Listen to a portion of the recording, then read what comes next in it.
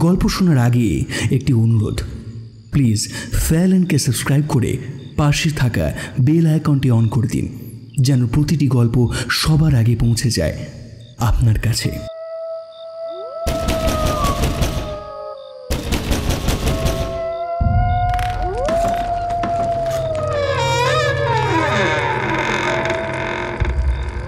কে কে কে কে ওখানে?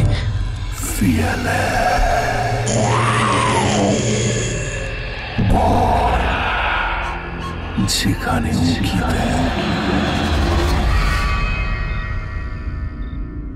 ঠিক তাই। আর আজকে আপনাদের ভয়ের রাজ্য থেকে ঘুরিয়ে নিয়ে আসব লেখক সজীব মাহমুদ নীলের লেখা গল্প তারানাথ ফ্যানফিকশন অভিশপ্ত গ্রাম। গল্প পাঠে শুভ। তারানাথ তান্ত্রিকের ভূমিকায় বুবাই সাহা। গল্পের সূত্রধার আমি শিউলি। তাহলে শোনা যাক।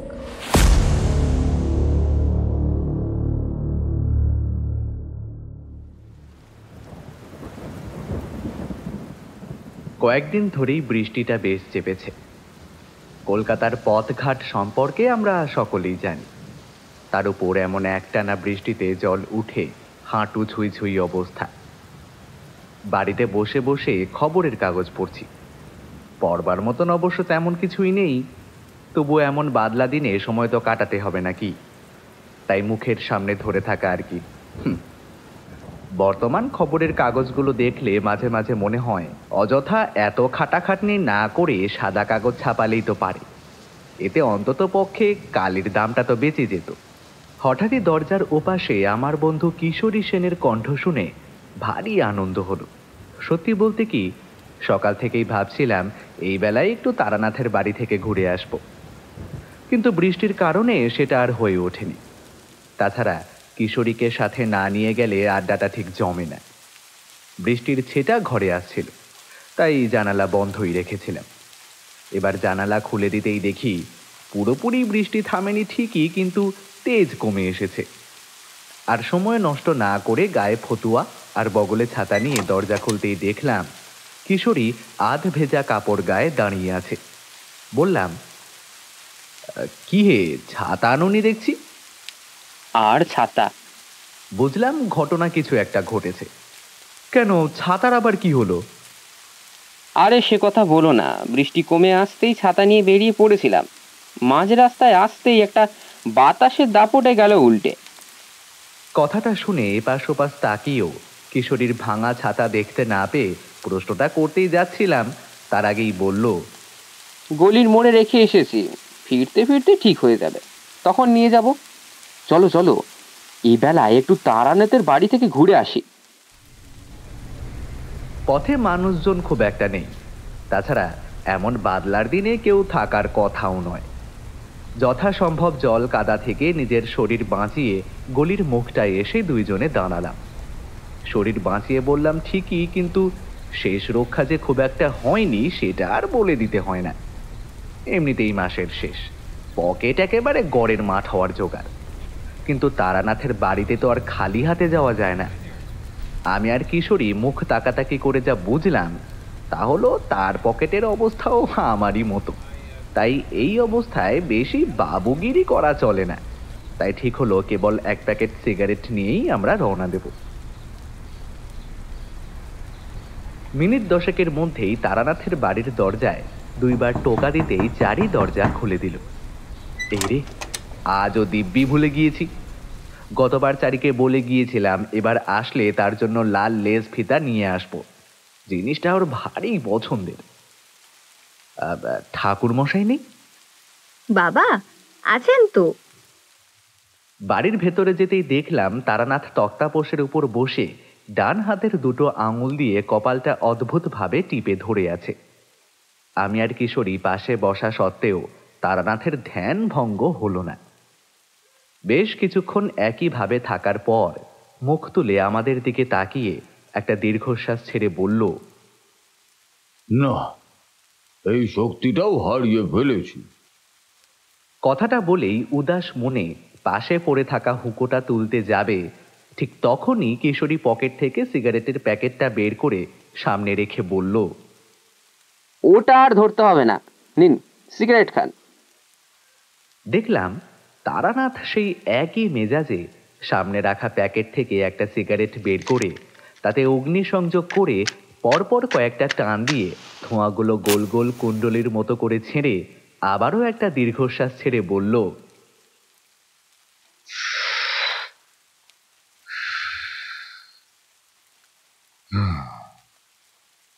সাধনার ফলে আমি যে খুব বেশি শক্তি অর্জন করেছিলাম তা নয়, একেবারে যে করিওনি তেমনটাও নয়। করেছিলাম কিছু, আবার কিছু নিজের দোষেই হারিয়েও ফেলেছি। কয়েকদিন ধরেই চেষ্টা করছি, কিন্তু কাজের কাজ কিছুই হচ্ছে না। বোধহয় এই ক্ষমতাটাও খোয়া গেল। বেশ গম্ভীর স্বরে কথাগুলো বলল এবং আরো কয়েকবার সিগারেটে টান দিল। কিশোরী বলল, এটাও কি আপনার সেই চন্দ্রদর্শনের মতোই নাকি? কিশোরীর কথায় তারানাথ হাতের সিগারেটে শেষ টান দিয়ে বলল, না হে, ওটা কিভাবে যে তোমাদের বোঝাই। ধরো তুমি এখানে বসে আছো, এই সাধনার মাধ্যমে তুমি আরেক জায়গায় ঠিক কি ঘটছে সেটা দেখতে পাবে। তোমাদের কাছে মিথ্যে বলবো না, আমি যে স্পষ্টভাবে দেখতে পেতাম তা কিন্তু নয়, তবে পেতাম, কিন্তু কিছুদিন হলো সেটাও আর হচ্ছে না। আপনি এই শক্তি কিভাবে পেলেন? সে অনেক কথা, তোমাদের হয়তো বলা হয়নি। আসলে আমার জীবনে তো আর কম ঘটনা ঘটেনি, তাছাড়া সবগুলো ঘটনা তোমাদের বলা সম্ভবও নয়। আমি একবার একটা গুচ্ছে গ্রামে গিয়ে উঠেছিলাম আশ্রয়ের জন্য। তোমাদের তো আগেই বলেছি, এক জায়গায় বেশি দিন থাকতে আমার ভালো লাগে না। আবার কখন কোথায় যাব কি করব সেটাও আগে ভাগে ঠিক করে রাখি না। সেবার তেমনই একটা গুচ্ছ গ্রামে গিয়ে এক সাধুর সাথে পরিচয় হয়েছিল। তিনিও আমার মতোই পথে ঘাটে ঘুরে বেড়ান, এক জায়গায় বেশি দিন থাকেন না। তো আমার একটা কাজে খুশি হয়ে এই সাধু আমাকে এই বিদ্যা দান করেছিলেন। তারপর এই শক্তি আপনার কোনো কাজে এসেছিল?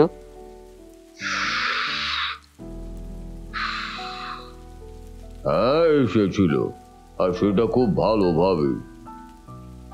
তারানাথের এ কথায় আমি একটু উৎসুকভাবেই বললাম, ঠাকুরমশাই, তাহলে আজকে সেই গল্পটাই বলুন না।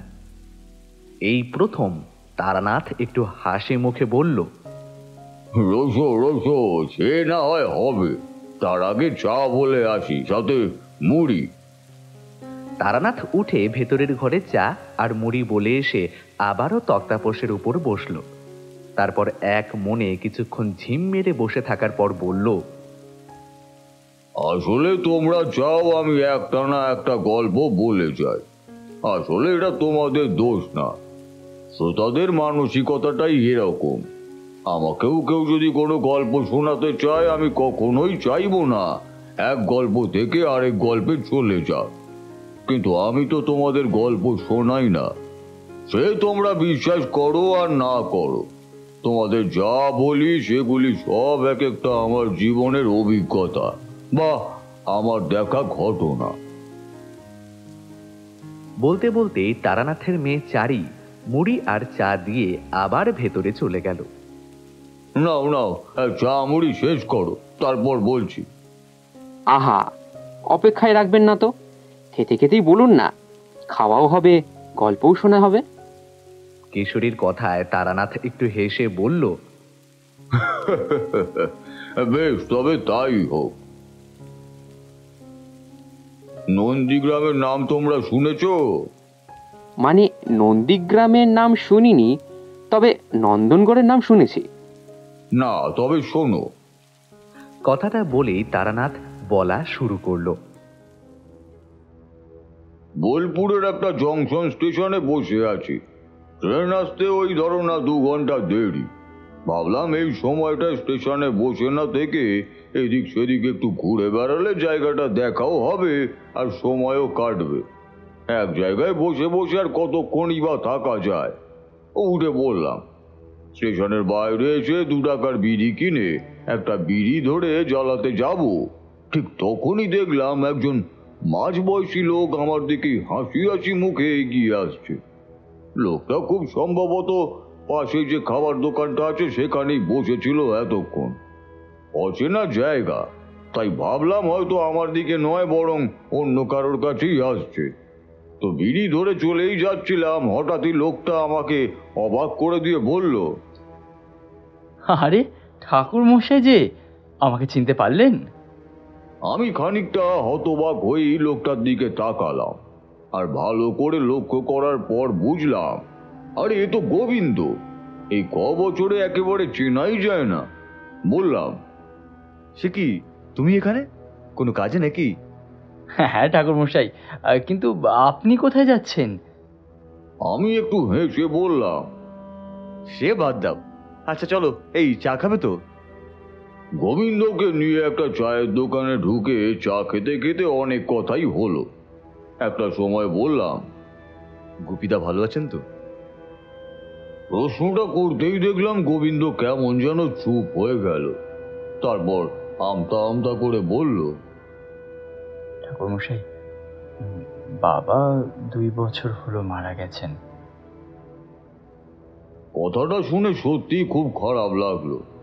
আসলে কি জানো তো, আমরা সবাই জানি কেউই চিরদিন থাকবে না, থাকার জন্য কেউই আসে না।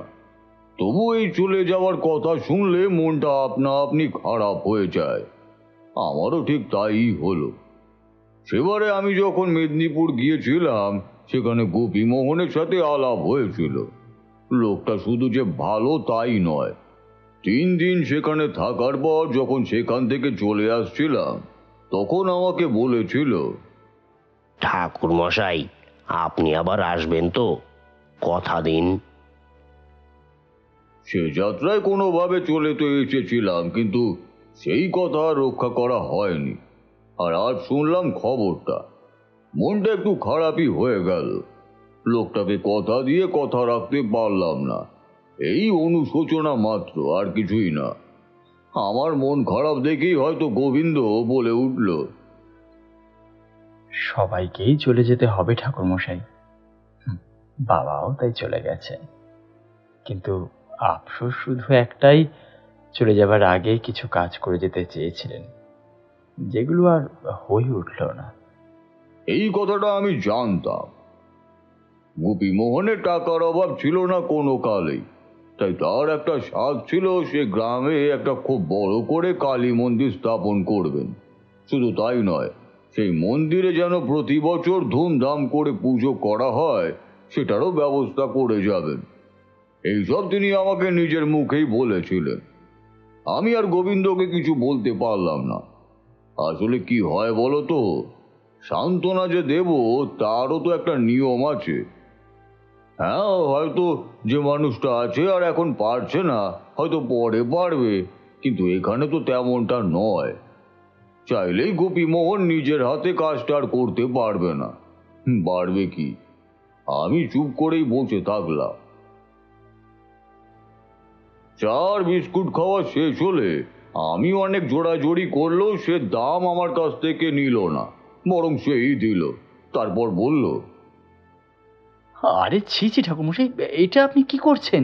আমার তো পরম সৌভাগ্য এটা। দয়া করে এই পুণ্য থেকে আমাকে আর সরিয়ে দেবেন না। আমিও আর কিছু বললাম না। গোবিন্দ যদি মনে করে দামটা দিলে তার পুণ্য হবে, তবে তাই হোক। কখনো কখনো মানুষের এই বিশ্বাসটা ভাঙতে নেই। আমি আর কিছু বললাম না। আরো বেশ কিছুক্ষণ কথা বলার পর উঠবো করছি, তখন গোবিন্দ বলল, ঠাকুরমশাই, সামনের কার্তিক মাসের 12 তারিখ নতুন মন্দিরের প্রথম মায়ের পুজো হবে। বাবা তো দেখে যেতে পারলেন না, তাই ঠিক করেছি আমি না হয় সেই দায়িত্বটা পালন করব। এতে বাবার আত্মা নিশ্চয়ই শান্তি পাবে। গোবিন্দের এই কথাটা শুনে খুবই ভালো লাগলো। সত্যি গোপী মোহন যোগ্য সন্তানই রেখে গেছেন। বললাম, তাহলে তো বেশ ভালো। দেখলাম গোবিন্দ আমার কথা শুনে খানিকটা আমতা আমতা করতে লাগলো। বুঝলাম সে কিছু একটা বলতে চায় কিন্তু বলতে পারছে না। তাই আমি বললাম, কিছু বলবে কি? আমার কথা শুনে গোবিন্দর জড়তা খানিক কমে আসলো। সে বলল, আপনি ওই চলে আসার পর প্রায় বাবাকে বলতে শুনেছি আপনার কথা। বাবা বলতেন ঠাকুরমশাই আর এলেন না। তা এখন তো বাবা নেই, তাই আমি চাই আপনি যদি কয়েকটা দিন আমার বাড়িতে থেকে পুজোটা পার করে দিয়ে আসতেন তাহলে খুবই ভালো হয়। আমি জানি ঠাকুরমশাই আপনি এক জায়গায় বেশি দিন থাকেন না, কিন্তু তবুও বলছি, এটা আমার আবদার নয় ঠাকুরমশাই, এটা আমার অনুরোধ ধরুন। গোবিন্দের এমন কথা শুনে ঠিক কি বলবো বুঝে উঠতে পারছিলাম না, তবুও বললাম, আচ্ছা বেশ, তাই হবে, আমি যাব। তাহলে কথা দিলেন তো? দিলাম। এরই মধ্যে আমার ট্রেনের সময় হলো। গোবিন্দকে স্টেশনে রেখেই আমি উঠে পড়লাম ট্রেনে। তারপর মাসখানেক সময় কেটে গেছে সেই একই ভাবে। সারাদিন হাঁটি, কখনো কখনো কোনো গৃহস্থ বাড়িতে আশ্রয় নিই, আবার কখনো সেটা না হলে আশ্রয় নিই কোনো মন্দির বা শ্মশানে। তেমনই একদিন হাঁটতে হাঁটতে এমন একটা জায়গায় পৌঁছালাম, আশেপাশে গ্রাম তো দূরের কথা, দূর দূরান্তেও কোনো গ্রামের চিহ্ন পর্যন্ত খুঁজে পেলাম না। চারিদিকে কেবলই ধুধু মাঠ। খোলা মাঠের নিচে রাত কাটাতে আমার অসুবিধার কিছুই নেই, এর আগেও এমন অনেকটাই ঘটেছে। কিন্তু আমি যে গুরুর কাছে জীবনের প্রথম সব সাধনা করেছিলাম, তিনি আমাকে বারবার সতর্ক করে বলেছিলেন, শোনো, কখনো ফাঁকা জায়গা কিংবা এমন কোনো জায়গায় আশ্রয় নিবে না যার আশেপাশে কোনো লোকালয় নেই। এখন থেকে তোমার সাথে এমন অনেক কিছুই ঘটবে যার কারণ তুমি খুঁজে পাবে না, কিন্তু তবুও ঘটবে। তাই বলছি, একেবারে অসম্ভব না হলে লোকালয় থেকে দূরে আশ্রয় নিবে না। বলা তো যায় না কখন কোনো বিপদে পড়ো। গুরুর এই কথা অবশ্য বলেও গিয়েছিল, যে কথা তোমাদের বলেছি তো আগেই, সে যে ওই খালিতে মাছ ধরতে ধরতে মাঠের মাঝখানে চলে গিয়েছিলাম। তারপরের ঘটনা তো তোমরা জানোই, স্বয়ং কাল ভৈরব এসে আমার জীবন রক্ষা করেছিল। সেই ঘটনার পর থেকে আমি চেষ্টা করি গুরুর কথা মতোই চলতে, কিন্তু এবার আমার মনে হতে লাগলো আর বুঝি রক্ষা হয় না। এইদিকে বিকেল গড়িয়ে গেছে, দূরে যদি কোনো গ্রাম থেকেও থাকে তবুও সন্ধ্যার আগে সেই গ্রামে পৌঁছানো সম্ভব না। তবুও যতটা সম্ভব দ্রুত পা চালাতে লাগলাম। বেশ কিছুক্ষণ হাঁটার পর হঠাৎই চোখে সবুজের দেখা মিলল। না, গ্রাম নয়, হয়তো মাঠের মাঝখানটায় জঙ্গল মতো কিছু একটা হবে।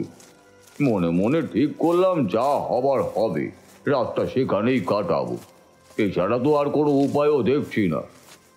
দ্রুত পা চালাতে লাগলাম। যতই হাঁটছি সবুজ মতন জায়গাটা যেন আরো খানিকটা এগিয়ে আসতে লাগলো। কাছে গিয়ে দেখলাম যা ভেবেছিলাম ঠিক তাই, জঙ্গলই বটে। আগেকার দিনে এমন অনেকই দেখা যেত।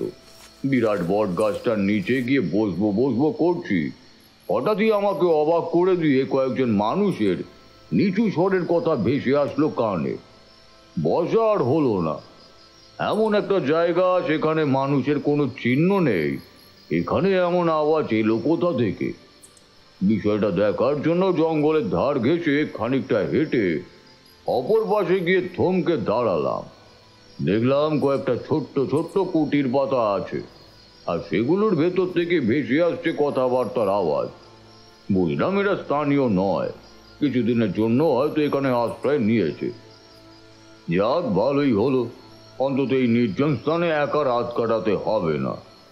যদি ভাগ্য ভালো হয় তাহলে তাদের সাথেই রাতটা কাটাতে পারবো, আর যদি তারা তাতে রাজি নাও হয় তাতেও সমস্যা নেই, একটা গাছের নিচে শুয়ে পড়লেই হলো। যেই ভাবা সেই কাজ।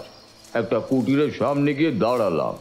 শুনতে পেলাম ভেতরে কারা যেন গল্প করছে। ভেতরে কেউ আছেন? কথাটা বলতেই শুনলাম হঠাৎ ভেতরের কথা থেমে গেল। বুঝলাম হয়তো তারা এখানে কারোর উপস্থিতি আশা করেনি, আর তাই হঠাৎ কারোর গলার আওয়াজ শুনে অবাক হয়ে গেছে। ভেতরে কেউ আছেন? আমি পথিক, একটু বাইরে আসবেন? কিছুক্ষণ আর কোনো সাড়া শব্দ পেলাম না। একটু পর একজন বৃদ্ধ মতন লোক লাঠিতে ভর করে কুটিরের দরজায় এসে দাঁড়ালো। বৃদ্ধের বয়স ঠিক কত হতে পারে তা অনুমান করতে পারলাম না, কিন্তু এটা বুঝতে পারলাম যে হাতের লাঠি ছাড়া তিনি অচল। এমনকি লাঠি থাকা সত্ত্বেও তিনি কাঁপছেন দাঁড়িয়ে দাঁড়িয়ে। বৃদ্ধ দরজায় দাঁড়িয়ে বেশ কিছুক্ষণ অবাক হয়ে আমার দিকে তাকিয়ে থাকলেন। তারপর ধরা ধরা গলায় বললেন, কে তুমি? আর এই সময় এখানে কি করছো? আগে আমি পথিক, হাঁটতে হাঁটতে সন্ধ্যা হয়ে গেল। ভেবেছিলাম ওই বট গাছটার নিচেই আশ্রয় নেব, কিন্তু আপনাদের কথাবার্তার আওয়াজ শুনে এখানে চলে আসলাম। রাতটা একটু আশ্রয় মিলবে? আমার কথা শুনে বৃদ্ধ একবার পিছনের দিকে তাকালেন। ততক্ষণে বৃদ্ধের ঠিক পিছনেই আরো দুজন এসে দাঁড়িয়েছেন। এই বৃদ্ধের তুলনায় পিছনে দাঁড়িয়ে থাকা লোকগুলোর বয়স কিছুটা কম বলেই মনে হলো। বৃদ্ধ তাদের দিকে তাকাতেই চোখের ইশারায় কি যেন বললেন, আর সেই ইঙ্গিত পেয়ে বৃদ্ধ আবারও আমার দিকে তাকিয়ে বললেন, এসো। ভেতরে গিয়ে দেখলাম যা অনুমান করলাম ঠিক তাই। তারা এখানে বেশি দিনের জন্য আসেনি। আমাকে মাটিতে বিছানো মাদুরে বসতে বলে বাকি তিনজনও বসে পড়লেন। আমিও বসলাম। দেখো, আমরা তো রাতের খাবার খেয়ে নিয়েছি, তাই আমাদের কাছে খাবার নেই। আশ্রয় চেয়েছো, দিলাম, কিন্তু খেতে দিতে পারবো না। তবে কালকে সকালে। না না, খাবার চাই না, তাছাড়া আমার সাথে খাবার আছে। বলেই কাঁধের ব্যাগটা নামিয়ে সেখানে থাকা চিড়ে গুড় আর কয়েকটা সন্দেশ বের করে সামনে রাখলাম আর বললাম, এখানে অনেক আছে, 4 জনেরও হয়ে যাবে। দেখলাম আমার কথা শুনে আবারও তিনজন মুখ চাওয়াচাওয়ি করলেন। বুঝলাম অপরিচিত কারোর দেওয়া খাবার খেতে তাদের দ্বিধা হচ্ছে, তাই আমি প্রথমে একটা সন্দেশ তুলে নিয়ে মুখে পুরে দিলাম। সেটা দেখার পর তিনজনের কেউই আর আপত্তি করলো না। খাওয়া দাওয়া শেষে একজন আমাকে বলল, তুমি কে আর কোথায় বা যাচ্ছিলে?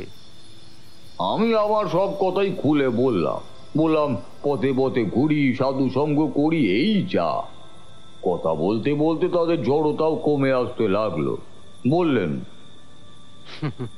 আমরাও পথে পথে ঘুরি, আর ওই যে ওই যতগুলো কুটির দেখলে, সেগুলোতে আমাদের শিষ্যরাই আছে। আগে আমাদের এরকম বিপদ ছিল না, জানো তো। আগে জমিদার থাকতে থাকার খাবার আমাদের কোনো চিন্তাই ছিল না, কিন্তু জমিদার মারা যাবার পর এই নতুন জমিদার, মানে আগে জমিদারের ছেলে, আমাদের সেখান থেকে তাড়িয়ে দেয়। না, তাড়িয়ে দেয় ঠিক বলবো না, আসলে আসলে আমরা পালিয়ে চলে এসেছি। খবর পেয়েছিলাম জমিদারের লাঠিয়াল বাহিনীরা আমাদের নাকি মারার জন্য আসছে। এরপর বৃদ্ধ যা বলল তা ঠিক এমন। জমিদার মারা যাওয়ার পর জমিদারের ছেলে ঠিক করে পিতার শ্রাদ্ধ করবে খুব বড় করে। যেহেতু এর গ্রামে যেটাই করা হতো সেখানে পুরো দায়িত্বটা জমিদার এনাদের দিয়েই করাতেন, তাই জমিদারের ছেলেও সেটাই করলো। কিন্তু বাঁধ সাধলো এক জায়গায়, আর সেটা হলো খাওয়া দাওয়ার পরে হঠাৎই কয়েকজনের রক্ত বমি হওয়া শুরু করলো। ঘটনাটা এক গ্রাম থেকে অন্য গ্রামে ছড়িয়ে পড়তে সময় লাগলো না। সবাই বলা বলি করলো জমিদারের ছেলে খাঁটি মনে কাজটা করেননি বলেই এমনটা হয়েছে। কথাটা জমিদারের ছেলে মানে নতুন জমিদারের কানে পৌঁছালো। এইদিকে তার উপর গ্রামবাসী ক্ষেপে আছে। নতুন জমিদার সন্দেহ করলো এই লোকগুলোকে, কারণ রান্না থেকে শুরু করে পূজার সকল কাজ এরাই করেছে। নতুন জমিদারের মনে হলো তারাই তাকে মেনে নিতে না পেরে এমনটা করেছে, তাই রাতের অন্ধকারে লাঠিয়াল পাঠালো সবাইকে মারার জন্য। কিন্তু সেই খবর আগেই পৌঁছে যেতে সবাই পালিয়ে আসলো গ্রাম থেকে। তা বলি, তুমি কোন মার্গের লোক? আমি একটু আমতা আমতা করেই বললাম, কোনো মার্গেরই না তো, ভালো লাগে তাই এই পথে আছি। আবার যখন মনে হয় মাঝে মাঝে ঘরে ফিরে যাই। কথাবার্তার মাঝখানে হঠাৎই অন্য সব তাঁবু মতন কুঠিরগুলো থেকে একটা শোরগোলের আওয়াজ ভেসে আসতেই আমি দৌড়ে বাইরে আসলাম। আমার পিছু পিছু সেই 3 জনও আসলো। একজন যুবক এসে বৃদ্ধকে বলল, গুরুদেব, সর্বনাশ হয়ে গেছে, গৌড়ের মেয়েটাকে সাপে কামড়িয়েছে, মনে হয় বাঁচবে না। বললাম, কোথায়? এই আমাকে একটু নিয়ে চলো তো। যেতেই দেখলাম সত্যি বাচ্চা মেয়েটার চোখ মুখ নীল হয়ে গেছে, সেই সাথে মুখ দিয়ে ফেনা বের হচ্ছে। তবে ভালো খবর এই যে মেয়েটা বেঁচে আছে। একজনকে ডেকে বললাম, এই যে শুনছো, আমার ওখানে ব্যাগটা আছে, নিয়ে এসো তো, দেরি করো না, জলদি যাও। যুবকটি চলে যেতেই আমি হাঁটু গেড়ে বসলাম মেয়েটার পাশে। কোমরের ঠিক মাঝখানটায় 2টো হাত বসিয়েছি। উপর হয়ে বসে যতটা সম্ভব মুখ দিয়ে রক্ত টেনে বার করলাম। এদিকে মহিলাদের কান্নাকাটি রোল পড়ে গেছে, বিশেষ করে একজনের। বুঝলাম তিনি এই মেয়েটার মা, অর্থাৎ গৌড়ের বউ। ততক্ষণে 3 জন বৃদ্ধ এই ঘরে এসে আমার পাশে দাঁড়িয়ে দাঁড়িয়ে দেখছে। যুবকটি ব্যাগ নিয়ে আসতে তাড়াতাড়ি কয়েকটা শিকড় বাকড় মুখে পিষে কামড়ানোর জায়গায় লাগিয়ে দিলাম। আমার এমন কর্মকাণ্ডে সবাই অবাক। বৃদ্ধ বললেন, ঠিক হয়ে যাবে তো? যাবে, কিন্তু আরেকটু দেরি হলেই মেয়েটিকে বাঁচানো সম্ভব হতো না। আপনি মুখে বিষ টেনে নিলেন? এতক্ষণ ধরে কিশোরী চুপ করেই ছিল। এইবার হঠাৎ করে প্রশ্নটা করতেই তারানাথ বলল, নিলাম। শোনো, সাপের বিষ শরীরের জন্য ক্ষতিকর ঠিকই, কিন্তু তুমি যদি সেটা মুখে নাও তাহলে কিছুই হবে না।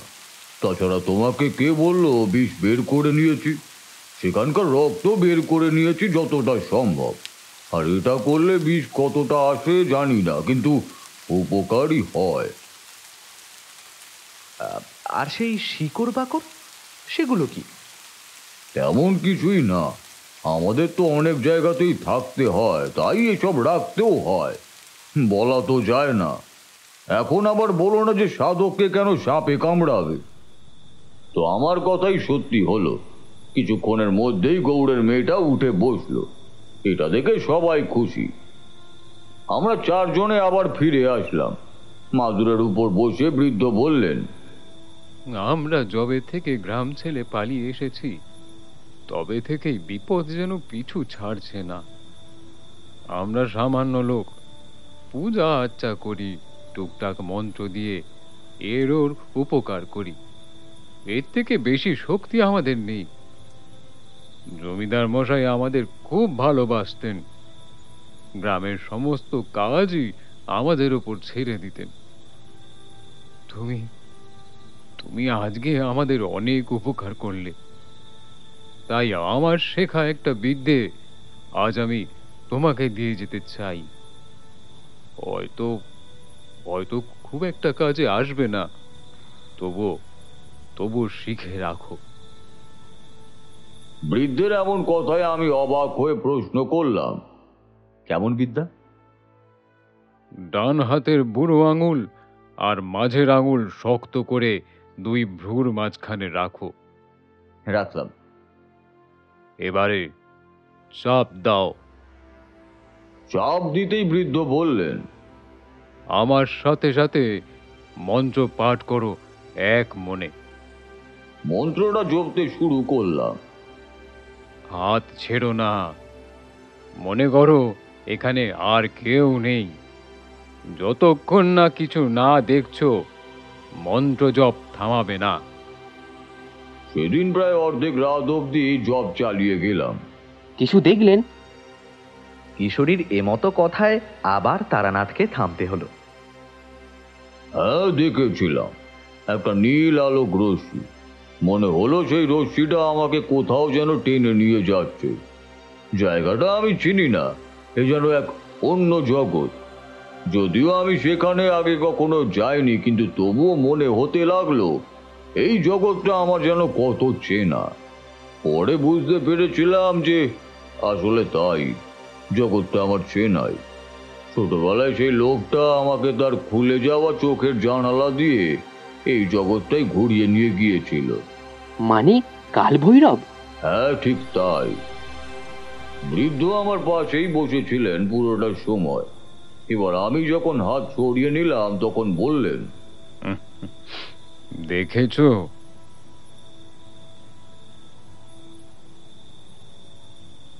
আমার ঘোর তখনও কাটেনি। আমতা আমতা করে বললাম, হ্যাঁ। অভ্যেসটা রেখো, আর মন্ত্র জপতে জপতে যা কল্পনা করবে ঠিক সেইটাই তোমার চোখের সামনে ফুটে উঠবে। এমনকি তুমি বুঝতেও পারবে সেখানে এখন ঠিক কি ঘটছে।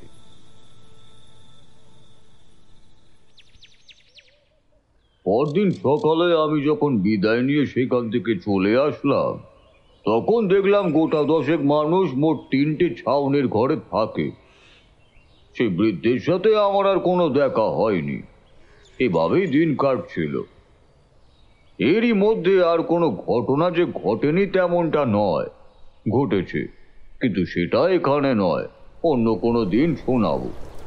একদিন এমনই এক বৃষ্টি বাদলের দিন, লাট মন্দিরের বারান্দায় বসে বসে বিড়ি টানছি। হঠাৎ কখন যে একটু তন্দ্রার ভাব চলে এসেছে বুঝতে পারিনি। শুনতে পেলাম কেউ একজন আমার নাম ধরে ডেকে বলছে, কার্তিকের 12 তারিখ আসতে আর কিন্তু বেশি দেরি নেই। হাতে সময় নিয়ে বেরিয়ে পড়ো, দেরি করো না কিন্তু। গোপীমোহনের ছেলে তোমার অপেক্ষায় আছে। লাফ দিয়ে উঠলাম। আশেপাশে তাকিয়ে দেখলাম অন্ধকার যেন জমাট বেঁধে আছে। মাঝে মাঝে বিদ্যুৎ চমকে উঠছে, আর সেই ক্ষণিকের আলোতেই চারিদিক আলোকিত হয়ে আবার চারপাশ ঢেকে যাচ্ছে অন্ধকারে। সেই আলোতেই দেখলাম লাট মন্দিরের বারান্দায় আমি একা, কেউ নেই আশেপাশে। কিন্তু অবাক হলাম না, কারণ এই কণ্ঠ যার, তাকে আমি চিনি, অমর জীবন। পরদিন সকালে বৃষ্টি খানিক কমে আসতেই বেরিয়ে পড়লাম। বেশ খানিকটা পথ পায়ে হেঁটে যেতে হবে, তারপর রেল লাইন। তাই দিনের বেলা যতটা সম্ভব পা চালাতে লাগলাম। এদিকে বৃষ্টি যেন থামতেই চায় না। পথঘাট ডুবে রাস্তা চেনার উপায়ই নেই। এদিকে হাতে সময়ও নেই। কথা দিয়েছি পুজোর সময় আমি থাকবো, কথার খেলাপ তো আর করতে পারি না। তাই একটা সময় বাধ্য হয়েই বৃষ্টিতে ভিজেই রওনা দিলাম। আমি যখন নন্দীগ্রামে গোপীমোহনের বাড়ির সামনে পৌঁছালাম, তখন দেখলাম গোপীমোহন আমাকে মন্দিরের যে বর্ণনা দিয়েছিল বাড়ির ঠিক সামনেই গোবিন্দ তার থেকেও বড় করে স্থাপন করেছে মন্দিরটা। দেখে সত্যি মনটা জুড়িয়ে গেল। এক দৃষ্টিতে মন্দিরের দিকে তাকিয়ে থাকতে থাকতে বুঝতে পারিনি কখন একজন এসে দাঁড়িয়েছে আমার পেছনে। আরে ঠাকুরমশাই, আপনি এসেছেন? আমি জানতাম আপনি ঠিক আসবেন। হঠাৎই কথাটা শুনে চমকে পিছন ফিরে তাকালাম। দেখলাম গোবিন্দ দাঁড়িয়ে আছে। কেমন দেখছেন ঠাকুরমশাই? সব ঠিকঠাক লাগছে তো? আমি অবশ্যই প্রশ্নের কোনো উত্তর দিলাম না। মুগ্ধ হয়ে তাকিয়ে থাকলাম মন্দিরের দিকে। যেমন গড়ন তেমন তার কারুকাজ, এ যেন চোখেরও শান্তি। আয়োজনের কোনো কমতি রাখিনি ঠাকুরমশাই। আগেই শহর থেকে সব রসদ নিয়ে এসেছি। 10 গায়ের লোক পুজো দেখতে আসবে, চুলো জ্বলবে 3 দিন ধরে, তেমনই ব্যবস্থা করেছি। কিন্তু ভয় হচ্ছে এই বৃষ্টি বাদলের মধ্যে কতটা করতে পারবো। সত্যি, ব্যবস্থা যদি এমনই হয় তাহলে বৃষ্টির মধ্যে তা কতটুকু করা যাবে ভেবেই মনটা কেমন যেন করে উঠল। একবার উদাস মনে আকাশের দিকে তাকালাম। পুরো আকাশ ঢেকে আছে কালো মেঘে। যদিও এখন বৃষ্টি নেই, কিন্তু যে কোনো সময় খুব জোরেই আবার আসবে। তবুও গোবিন্দকে ভরসা দিতে বললাম, মায়ের কাজ করছো, মা ঠিক সব সামলে নেবে। গোবিন্দ আমার কথায় ভরসা পেল কিনা জানি না, একটু হাসি মুখেই বলল, জয় মা, তাই যেন হয় ঠাকুরমশাই, নয়তো এত আয়োজনের কোনো আর মূল্য থাকবে না। চলুন বা হাত পাটা ধুয়ে কিছু খাবেন, আমি খাওয়ার ব্যবস্থা করছি। তারপর একটু বিশ্রাম নিয়ে ঠাকুর দেখতে যাবেন, কেমন? খাওয়া দাওয়া শেষ করে গোবিন্দ আমাকে মন্দিরের পিছনের একটা ঘরে নিয়ে গেল। সেখানেই মায়ের মূর্তি গড়া হচ্ছে। গোবিন্দ বলল, আমি চাই মাকে সবাই তার নিজ আসনেই দেখবে, তাই এই ব্যবস্থা। আর মায়ের মূর্তি যাতে ভালো হয় তাই অনেক দূর থেকে আমি কারিগর নিয়ে এসেছি। আমি চাই না কেউ কোনো কথা বলুক। দেখলাম সত্যি তাই, গোবিন্দ ঠিক লোককেই নিয়ে এসেছে। যদিও এখনো মূর্তিতে রং চড়ানো হয়নি, তবুও মায়ের মুখটা যেন এখনই ফুটে উঠেছে। বেশ কিছুক্ষণ সেখানে থেকে ফিরে আসলাম। একটা বিষয় বেশ অদ্ভুত লাগলো, আর সেটা হলো যিনি ঠাকুর করছেন তিনি বোধহয় আমাকে এখানে আশা করেননি। আমার তো তেমনটাই মনে হলো। লোকটা চাউনি কেমন যেন। মোট কথা আমার ভালো লাগলো না। আবার ভাবলাম হয়তো তিনি চান না তার কাজের মাঝখানে কেউ এসে সেটা দেখুক। আমি আর কিছু মনে না করে বেরিয়ে এলাম। গোবিন্দকেও আর কিছু বললাম না, কিন্তু বললেই বোধ হয় ভালো হতো। সে যাই হোক, দেখতে দেখতে 2 দিন এভাবেই কেটে গেল। যদিও আমি গোবিন্দকে ভরসা দিতেই বলেছিলাম বৃষ্টি কমে যাবে, হলো ঠিক তাই। 3 দিনের দিন বৃষ্টি একেবারেই থেমে গেল। কালো মেঘের আগাল থেকে বেরিয়ে আসলো সূর্যদেবের মুখ, আর তাতেই পুরো গ্রামের মানুষ হই হই করে মেতে উঠল পুজোর আয়োজনে। হাতে অনেক কাজ, মণ্ডপ সাজাতে হবে, আরো কত কি। কারোর হাতে এতটুকু সময় নেই। গোবিন্দ নিজেও দাঁড়িয়ে থেকে সব দেখিয়ে দিচ্ছে। সবার মনেই একটা খুশির আমেজ, কিন্তু আমার মনটা বারবার কেমন জানি না করে উঠতে লাগলো। তোমাদের আগেই বলেছি, কোনো কিছু ঘটার আগে আমি বুঝতে পারি। কেন জানি না বারবার মনে হচ্ছিল যে যে কোনো সময় একটা অশুভ কিছু ঘটবে। আমার এই চিন্তিত মুখ দেখে গোবিন্দ বলল, কি হয়েছে ঠাকুরমশাই? আমি আর ওকে কিছু বললাম না, শুধু শুধু আমার মনের এই ভ্রান্ত ধারণার কথা তাকে বলে ওর খুশিটা মাটি করে দিতে ইচ্ছে করলো না।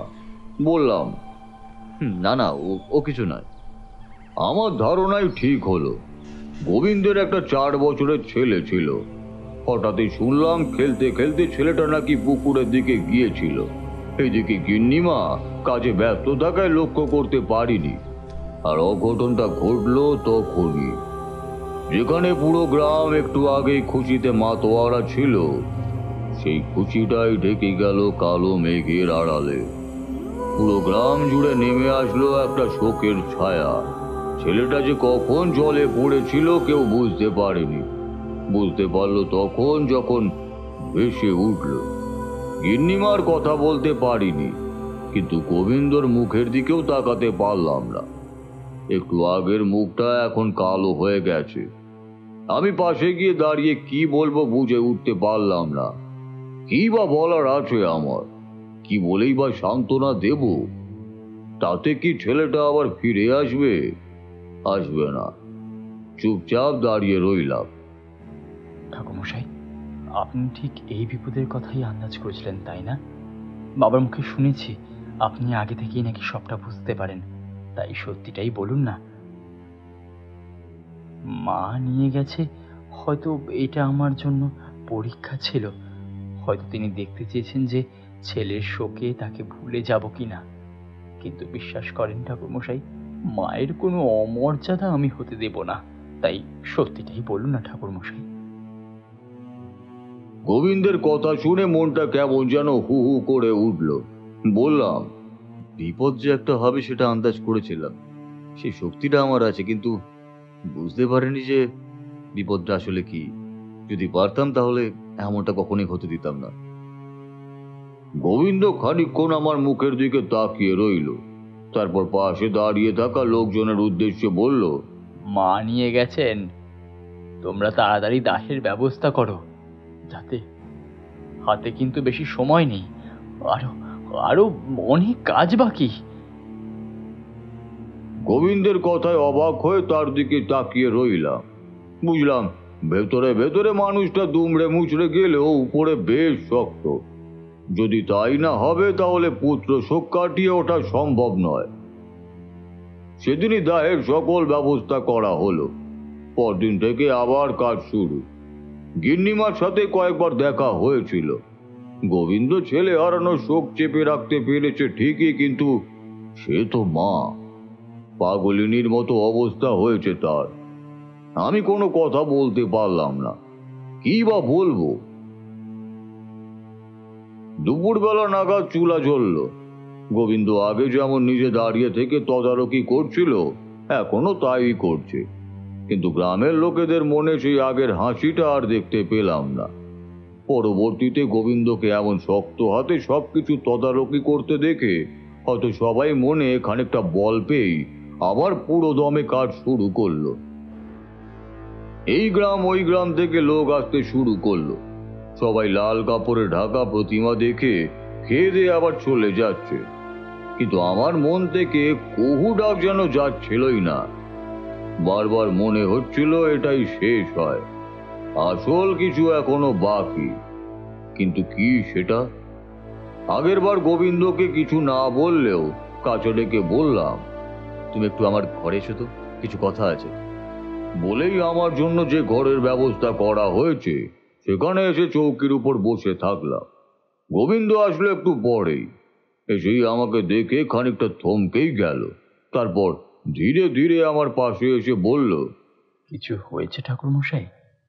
আমি কিছু বলছি না দেখে গোবিন্দ আবার বলল, ছেলের শোক কাটিয়ে উঠে মায়ের পূজার ব্যবস্থা করেছি, আর কোনো কথাই আমাকে দমাতে পারবে না। আপনি বলুন ঠাকুরমশাই, কি হয়েছে? গোবিন্দের এমন মনোবল দেখে বললাম, জানি না কতটা সত্যি, কিন্তু আমার কেন জানি না মনে হচ্ছে বিপদ এখনো শেষ হয়নি, আর বড় কিছু অপেক্ষা করছে আমাদের জন্য।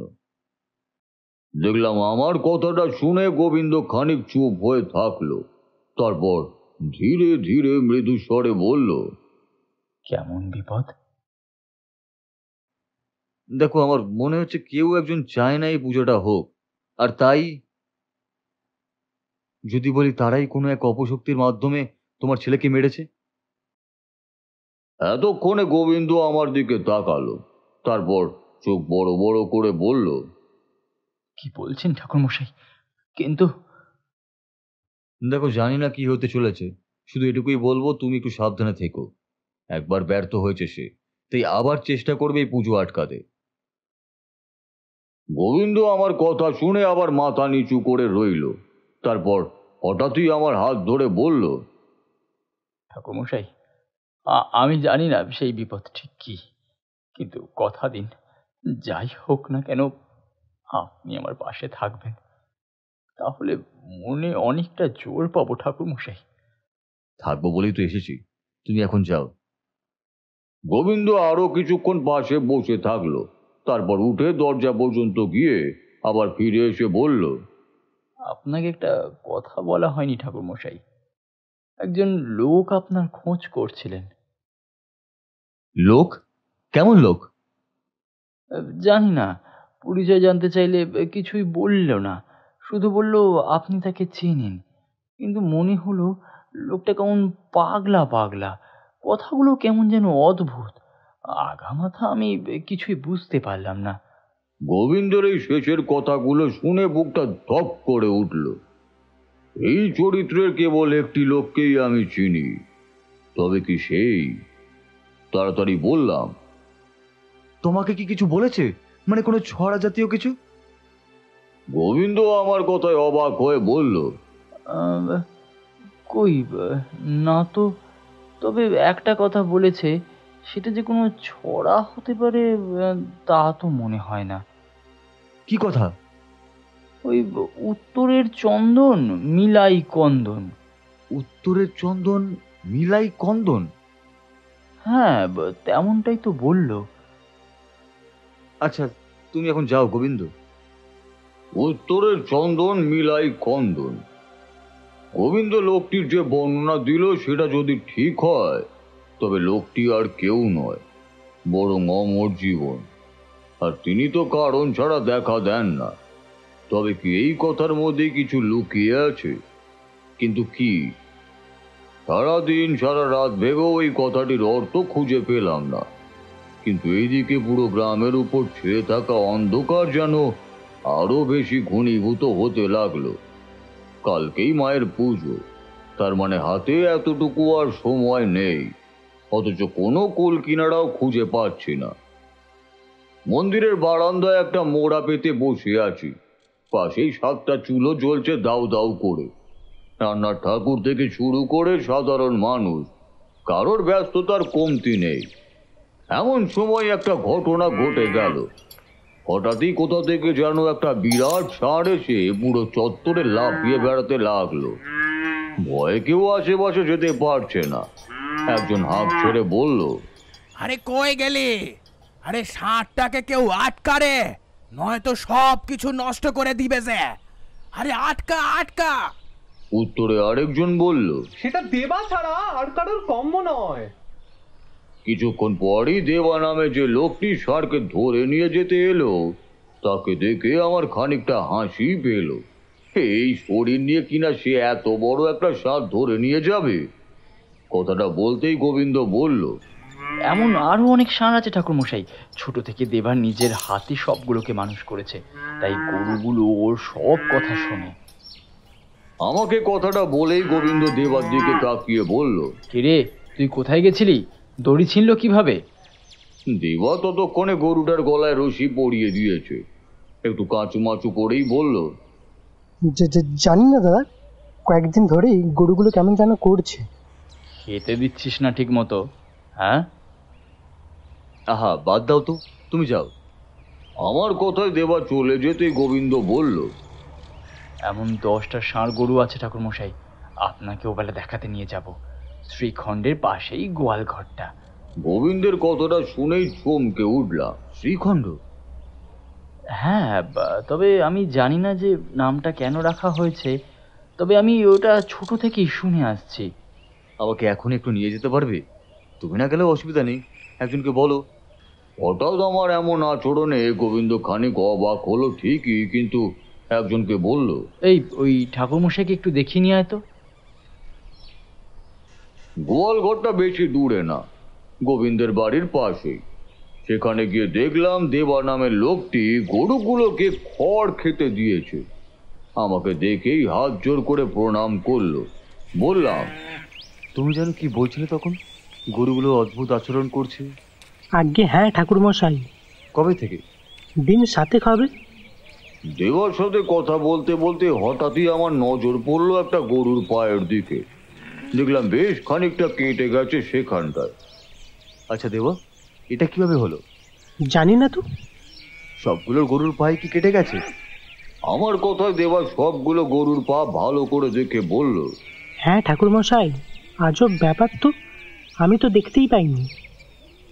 আমি আর বেশিক্ষণ থাকলাম না, কারণ যা বোঝার বুঝে গেছি। এমনটা এর আগেও আমি দেখেছি। পার্থক্য এই যে সেই সময় সেই কারণে ঘোড়ার রক্ত ব্যবহার করা হয়েছিল, আর এবার গরুর। আর আমি এটাও জানি গতবার কেবল একজনের ক্ষতি করার উদ্দেশ্যে কাজটা করা হয়েছিল, আর এবার পুরো গ্রামের। আমি জানি এর পরিণাম কি হতে পারে। যেই কাজটা করুক না কেন, সে যে তার কার্য হাসিল করে ফেলেছে সেটার বলে দিতে হয় না। তার প্রমাণ গোবিন্দর ছেলের মৃত্যুতেই পেয়ে গেছি। কাল পুজো, তার মানে আজ রাতেই কিছু একটা ঘটতে চলেছে। হাতে আর সময় নেই একেবারেই। কিন্তু কি করে থামাবো এই অপশক্তিকে, যে কিনা এর মধ্যেই জেগে উঠেছে? মন্দিরের কাজটায় ফিরে এসে দেখলাম গোবিন্দ 2জন লোককে কাজের কথা বলছে। আমি সামনে দাঁড়াতেই বলল, কি হলো ঠাকুরমশাই? এখানে নয়, আমার সাথে এসো। দেখলাম গোবিন্দ খানিকটা অপ্রস্তুত হয়েই পড়েছে। আর এটাও হয়তো বুঝতে পেরেছি খুব বড় কিছুই একটা হয়েছে, নয়তো আমি এমনভাবে ডাকতাম না তাকে। ঘরে আসতেই বললাম, খুব বড় বিপদ হতে যাচ্ছে গোবিন্দ। এমনটা আমি এর আগেও দেখেছি, কিন্তু সেবার কেবলমাত্র একটি লোকের ক্ষতি করতে চেয়েছিল সেই কাপালিক, কিন্তু এবার এই পুরো গ্রামকে। মনে শক্তি আনো গোবিন্দ, আর যা বলছি শোনো। পুরো গ্রামকে? ঠাকুরমশাই, তবে কি পুজো বন্ধ করে দেব? আমার একার জন্য পুরো গ্রাম এভাবে শেষ হয়ে যাবে? আহা, হাল ছেড়ো না।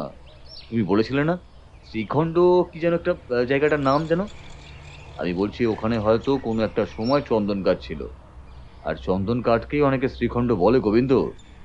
অমর জীবন ঠিকই বলেছিল, কিন্তু আমাদেরই বুঝতে সময় লেগেছে। উত্তরের চন্দন মিলাই কন্দন, এর মানে আর কিছুই নয়। উত্তরের চন্দন মানে শ্রীখণ্ডই, আর আমাদের কন্দন মানে গ্রামের বিপদ দূর করবে। অমর জীবনকে? সে অনেক কথা, কিন্তু এত কথা বলার সময় এখন নেই।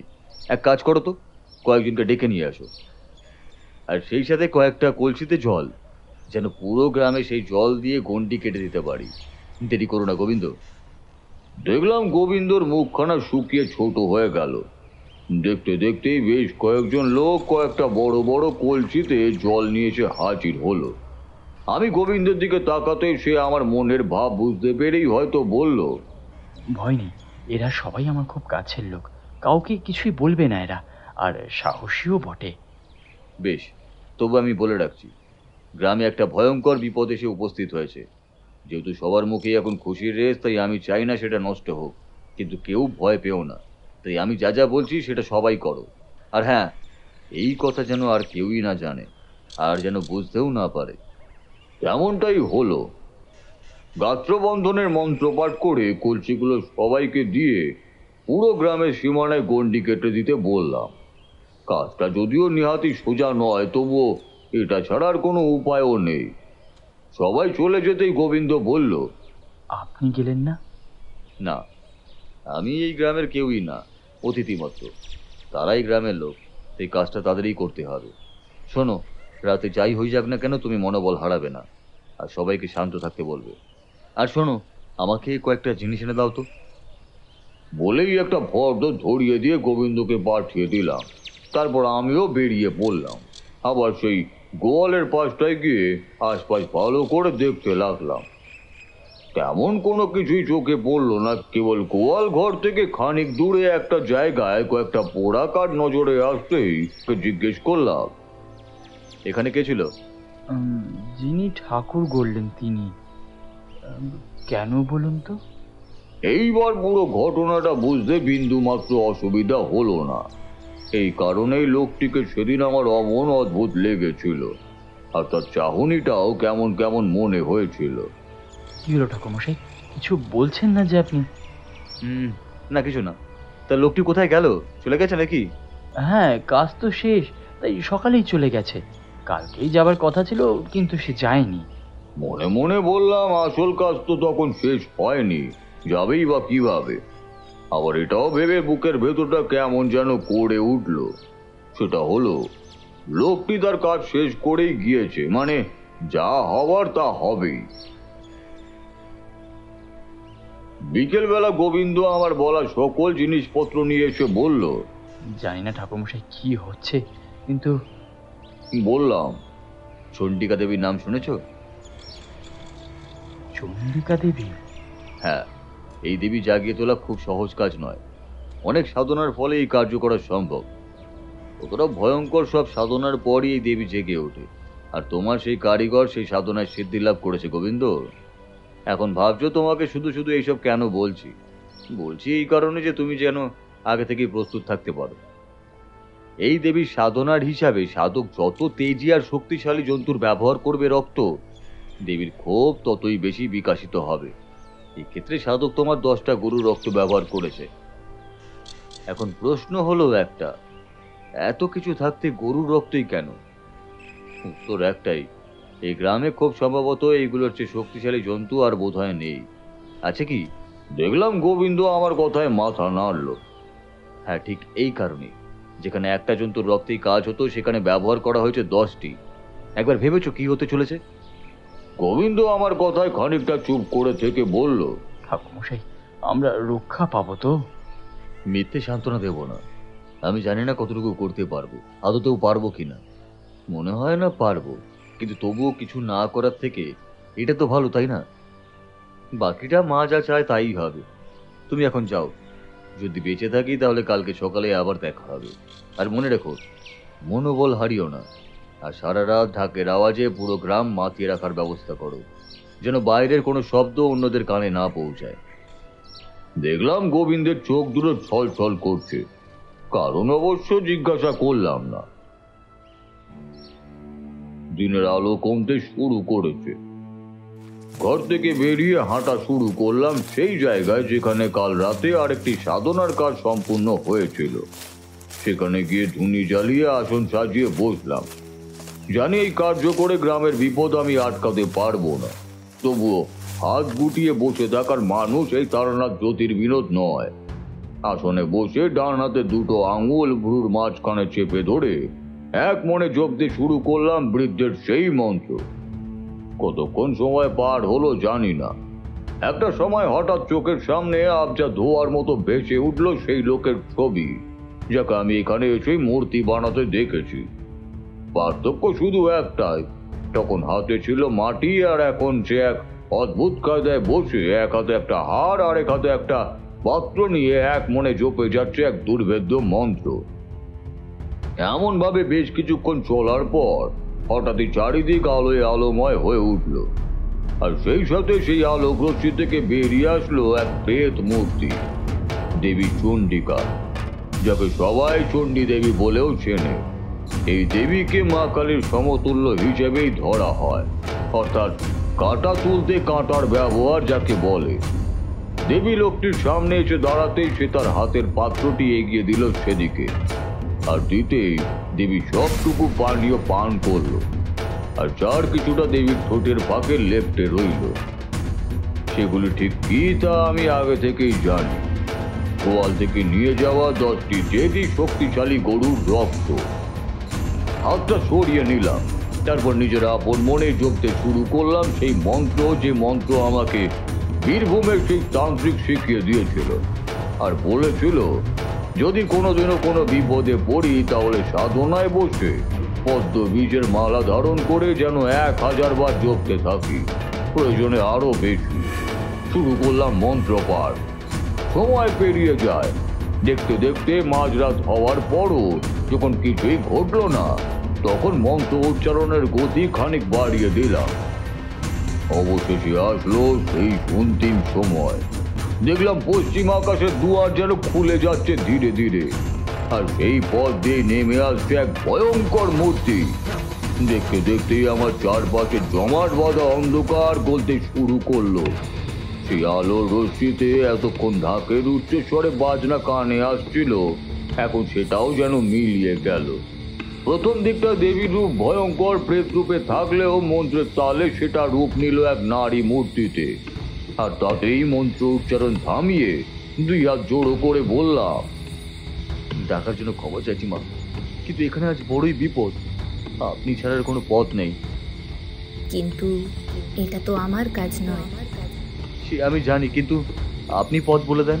দেবী খানিকক্ষণ চুপ করে রইল, তারপর বললেন, বেশ, তবে মনে রেখো এর প্রতিদান আমি নেব। প্রতিদান?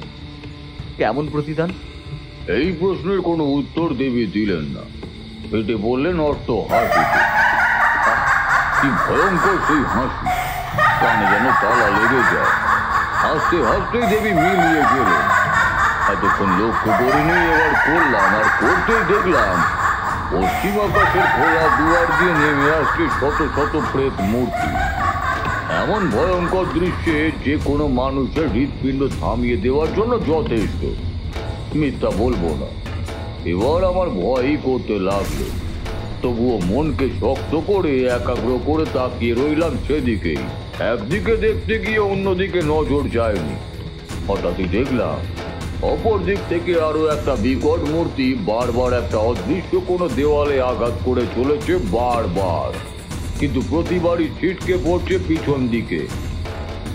বেশ কয়েকবার চেষ্টা করার পরও যখন সেই অদৃশ্য দেওয়াল ভেদ করতে পারলো না, তখন বিকট হুঙ্কার ছাড়তে ছাড়তে সেই দিকে ছুটে যেতে লাগলো, যেদিক থেকে তারই দিকে ছুটে আসছে শত শত ভয়ঙ্কর প্রেত মূর্তি।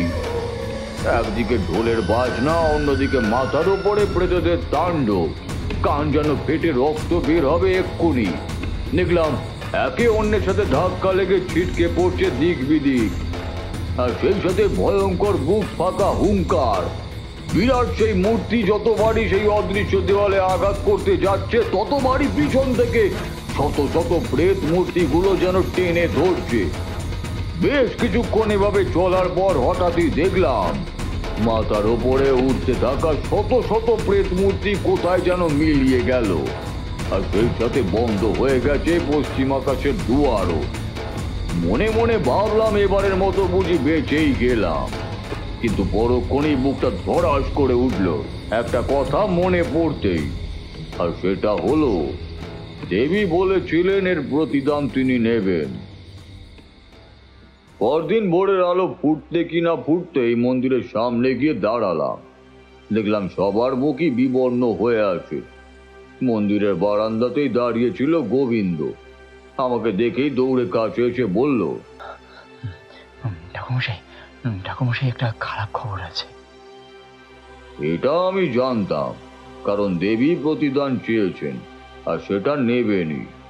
বললাম, কি? কুশাল মণ্ডলকে রাতে কেউ মেরে ফেলেছে। শুধু মেরেই ফেলেনি, লাশটা একেবারে বিভৎস করে ফেলে রেখে গেছে। আমি দেখিনি, কিন্তু যারাই দেখেছে তাদের এখনো জ্ঞান ফেরেনি।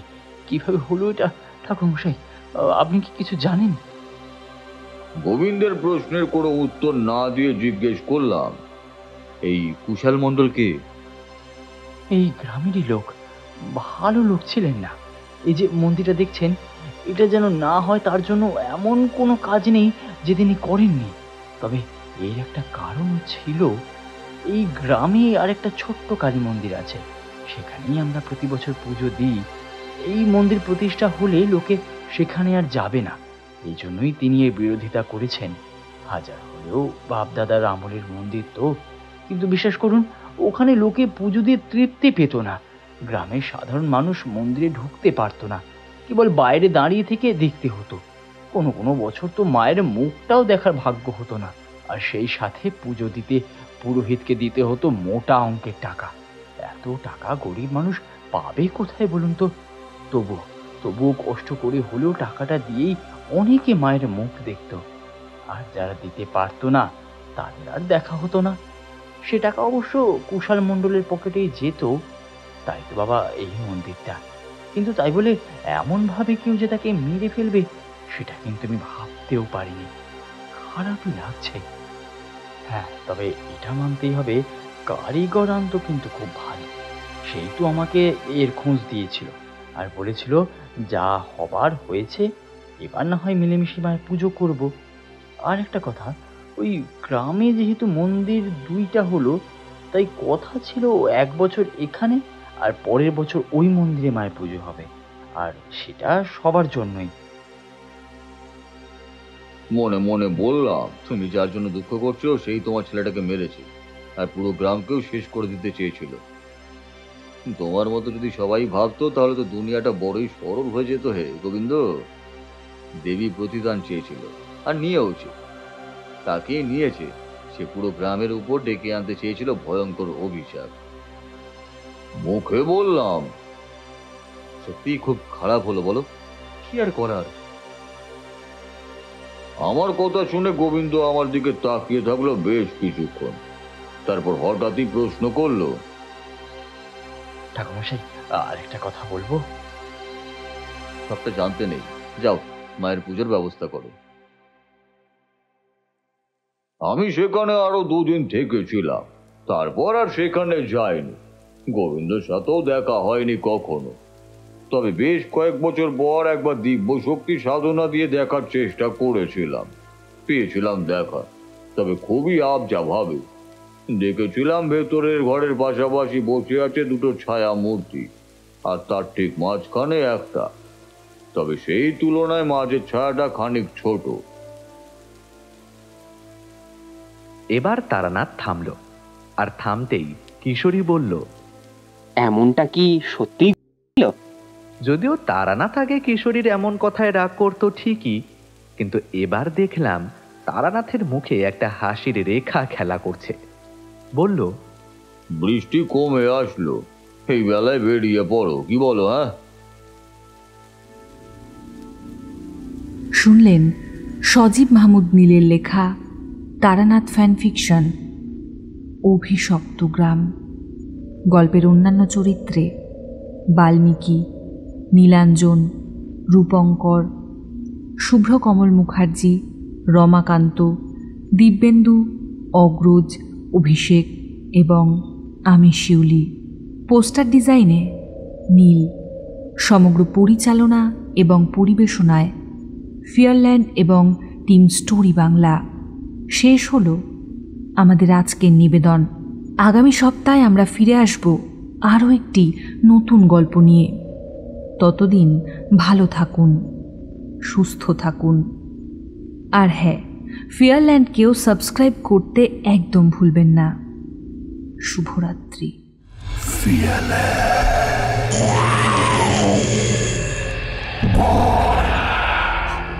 যেখানে